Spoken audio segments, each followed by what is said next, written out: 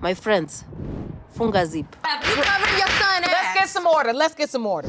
Ukija hapa upatie mtu mimba, my friend, hautai succeed kwenu. Explain to the court why today's results are so important. This started about 2 years ago. I started paying child support, $75 for this baby. Hapa states child support ni mandatory. Si kama Kenya we ni kupanda mbegu na kutoroka. Let's get some order. You brothers out there, whether you're from Kenya but from the rest of Africa, stop being randy, man. The idea that you're just gonna be popping babies like you used to pop babies in Africa may actually work against you. So as Trump is kicking guys out, the hard lessons for Africans, and especially African men, is that America, for real, ain't mama's house.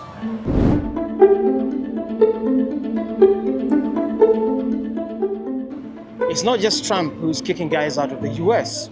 American life for African immigrants may seem as the big dream. It's so cool to finally be in the middle of Times Square. As an African coming to America and living in New York. But it is not always the case. And African brothers, especially, are finding it rough and having to self-deport from the US. There's a trending video from a Kenyan sister talking about child support, man. If you haven't watched this video, please check it out in the link below. But I'll just share a snippet of what she's talking about. That you brothers out there, whether you're from Kenya but from the rest of Africa, stop being randy, man. The idea that you're just gonna be popping babies like you used to pop babies in Africa may actually work against you. Because like my sister says here, if you show up in the US, make somebody's daughter pregnant, think you'll walk away from it, you'll be slapped with child support. It has been determined by this court. You are the father. Hapa states child support ni mandatory. Si kama Kenya we ni kupanda mbegu na kutoroka. It's not a joke. It's not a joke. So obviously these are some of the guys who will find themselves on the exit out of the US because child support will drain you, man. She talks about the idea that you probably have kids with 4 different women.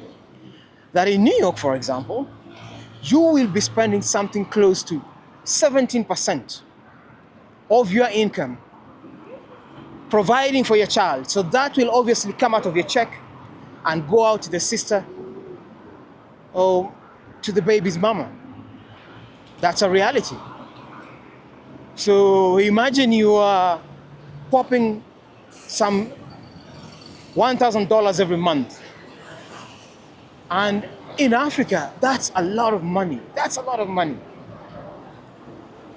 So if you're gonna be making babies, get ready for child support. 17 to 20% of your salary.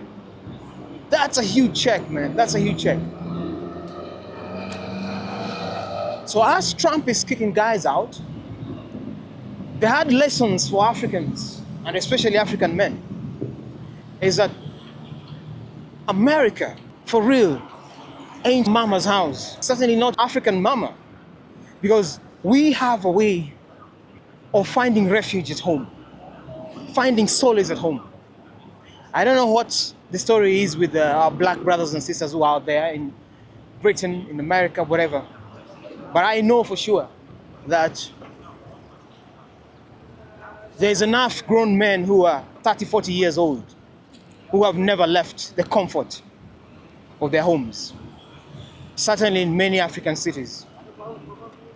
So these kinds of habits, if you take them with you to the West, you find yourself in trouble because the average young man who's going out to the West is somebody who's willing to work hard, push the envelope, make life better for himself, and certainly for those that he's leaving behind. Because it's an economic thing, truth be told. For a vast majority, it's an economic thing. Yeah?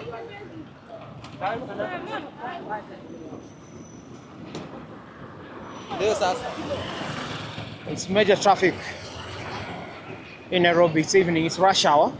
So the reality is that the brothers have to face out there.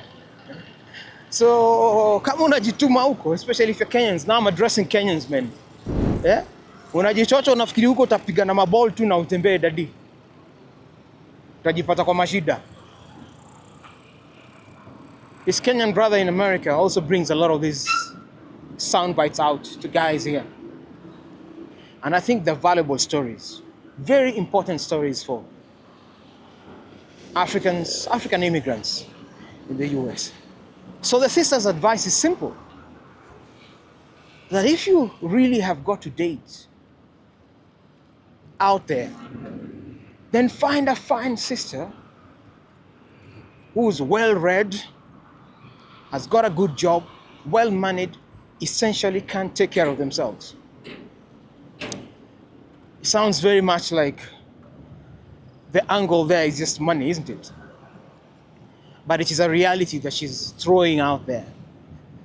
That child support will haunt you if whoever you're having babies with cannot take care of themselves, cannot take care of those children.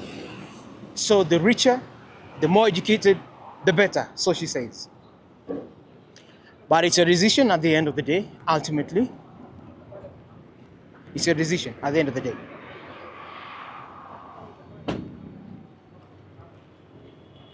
I'm crossing through industrial area. So obviously you'll notice the trucks, the kind of buildings.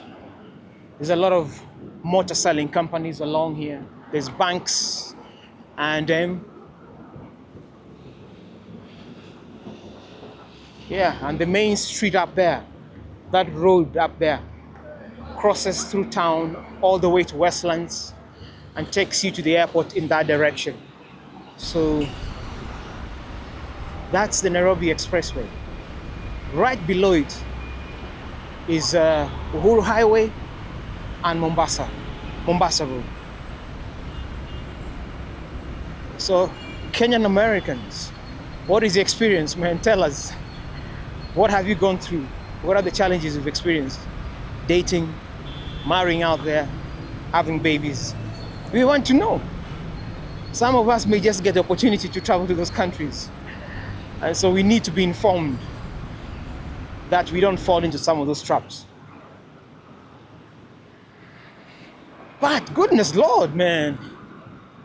I mean, if you be popping babies, you have got to take care of your children. Brothers, this is man-to-man talk. You've got to take care of your kids, man. You know? I think if you have that as a mantra, that you'll always take care of your own blood, it's helpful. I see a lot of times this being a big challenge. I see it in family courts, cases coming up, men not stepping up to the plate, looking after the children. You know? That is sad. I don't know if you expect another brother out here to look after your own kids. And are you not denying that child an opportunity to connect with you, to relate with you, to have a balanced life? Walking the world knowing that this is my pups. That is the pride of a child.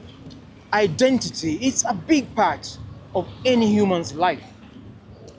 So don't deny your blood that, man. Don't deny your child. So my sister here says that some of the guys who are running back now to Africa are so overwhelmed by child support that maybe they divorced, they had 4 or 5 kids. They think about that whole check and they can't hack it. And in any case, the way the Western systems work, the place of the woman in society is so well assured, at least for a big part of the time. It's well assured that the men are finding themselves emasculated. I don't know, that's what we perceive. to a certain degree, maybe even voiceless. And yet, also for the African immigrant, the minute you arrive in the States or in these Western capitals, you always find yourself in a box that is called black. So you're branded black. So whatever it is that other black folk face out there in terms of discrimination, it doesn't escape you. There's nothing written on your forehead that you're African. Maybe your accent, just like mine, may say you are African. But other than that, by the virtue of your color, there is a stark reality that you'll have to confront. That is a reality. That the minute you're African and you arrive, you are branded black, you're put in a box, and you face the harsh realities of being pulled over by police, that you're always a moving target. Carrying a backpack like this becomes a challenge. You're always suspected, much of the time. So to be honest, it is a reality that every African person who is out there in the European capitals has to face. So home for us is home, man. Home for us is home. We believe in Africa. Africa is home, and we make no apologies about it. So President Trump may say what he has to say about Africa. Though I realized just last week he made some very good comments about Kenya, implying that in every likelihood, Kenya is likely to be the very first country in Africa that President Donald Trump visits as a sitting president. He never went to Africa. He never came to Africa in his first term. So could this be possible at all? Could he come here in his first term? No, in his second term. Could he make it here? So I've got to run up the stairs.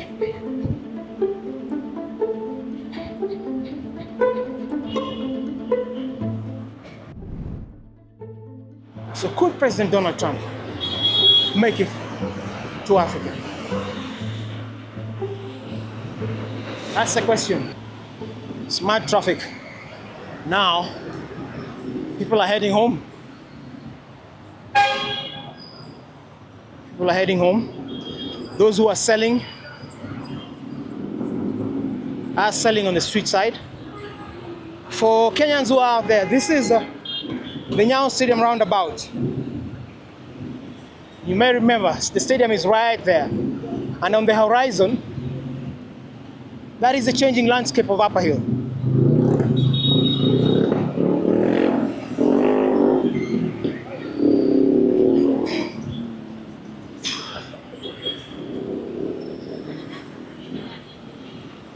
So, Donald Trump always had this love-hate relationship with President Barack Obama. And President Barack Obama's roots are right here on the continent of Africa, right here in Kenya. So, to take a swipe back at President Barack Obama, I think it's very possible that President Donald Trump could actually travel to Kenya as his first African destination. And he's made some glowing remarks just last week about Kenyans being hardworking, you know. That story is not just in America. Kenyans are hardworking everywhere, man. So just come to Nairobi even now. This is evening traffic. People are out selling. You know, there's a traffic jam there, but Kenyans are out trying to make a living, an honest living, along the streets of Nairobi, you know?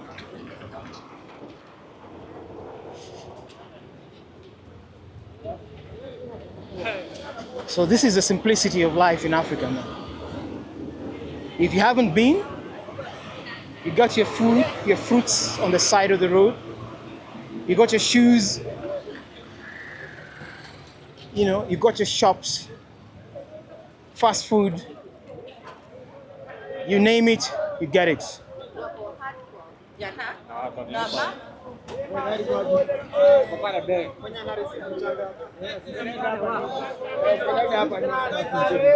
Look at that.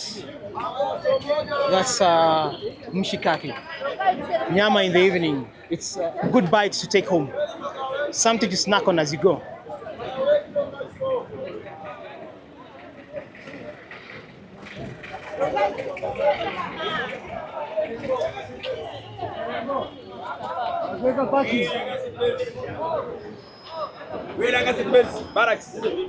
There's bitings everywhere, man. Bitings everywhere. Wakenya wanachapa kazi. Yeah? Kenyans are hard at work, man.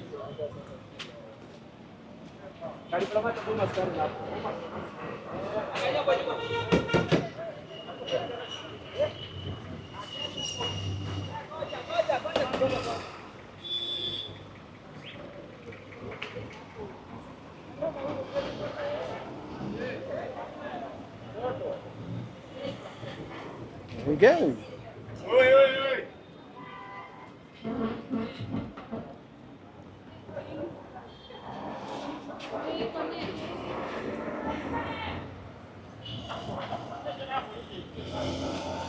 So there's something for everyone.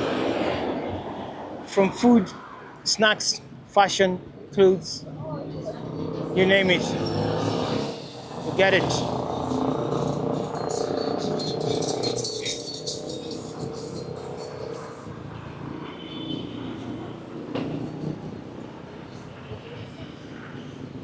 Roast corn.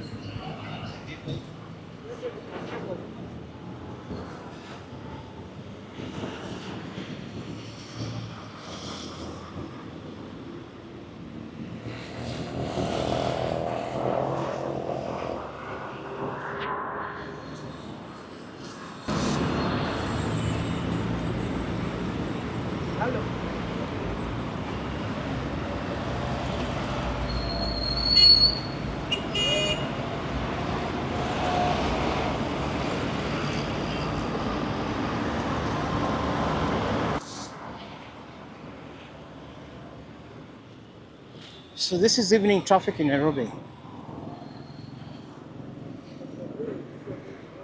And the selling continues. Yeah.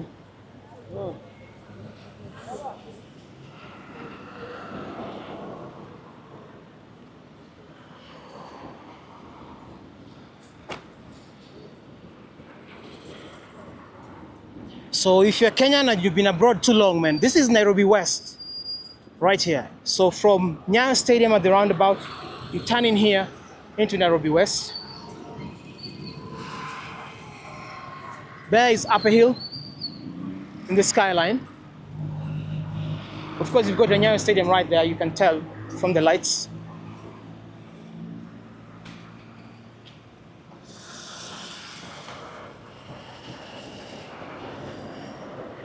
And Nairobi West is changing now, just much like South Sea.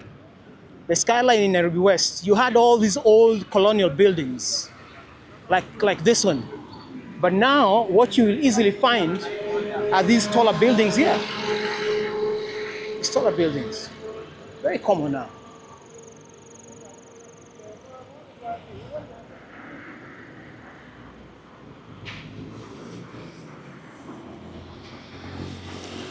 And for those who love the Mitsubishi brand, if you come to Nairobi West, this is why they fix those cars, man.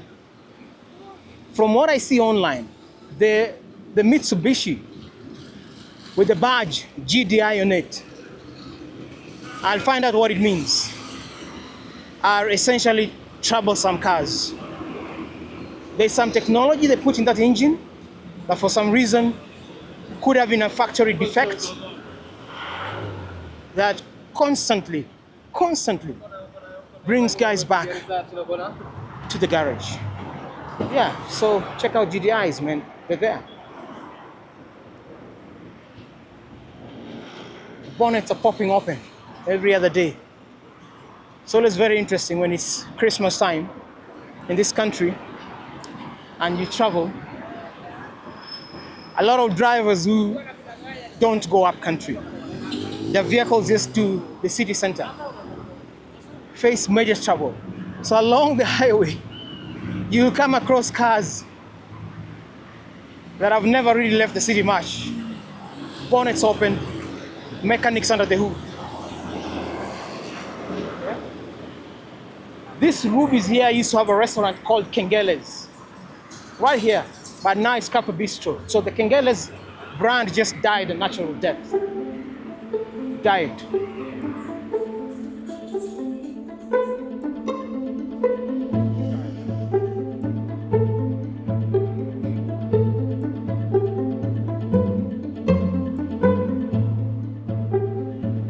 So karibu nyumbani, man. Karibu Nairobi.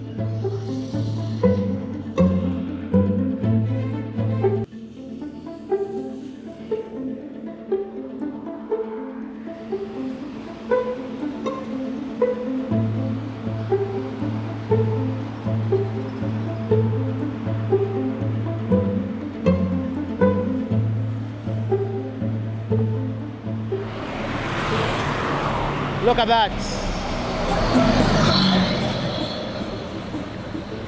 Those are matatus for you in Nairobi. They jam like crazy. So we can build the African dream on the continent. So even if Trump is kicking guys out, well, it's okay. It's your country, so you say. But Africa is ours too. So share your thoughts in the comments, guys. Many thanks for watching. I appreciate your time. And hopefully this makes sense to you. And if it does, do the magic, man. Subscribe, ring that like bell, and share. We definitely are about celebrating Africa, appreciating what we have on the continent, and connecting Black diaspora, African diaspora with the continent of Africa. This is home. Many thanks, and we'll see you again. Peace. I'm out.